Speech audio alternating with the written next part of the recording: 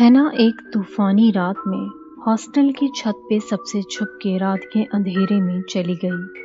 Hostel میں یہ rumours تھے کہ چھت پہ بہت سے راز ہیں، مگر وہ چھت ہانٹڈ ہے اور کئی سالوں سے کسی کی بھی وہاں جانے کی ہمت نہیں تھی۔ لیکن ہے نا ایک رات بارش کی گرج میں اوپر جاتی ہے۔ بارش اتنی زور کے گرج چمک کے ساتھ برس رہی تھی کہ وہ ایک خوفناک منظر پیش کر رہی تھی۔ اس چمکتی روشنی میں ہینا کی نظر ایک لاکٹ پر پڑتی ہے۔ وہ تجسس میں اسے اٹھا لیتی ہے۔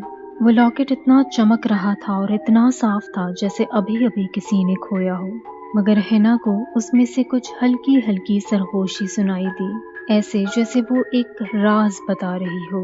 وہ لاکٹ ہینا نے اپنے پاس ہی چھپا لیا۔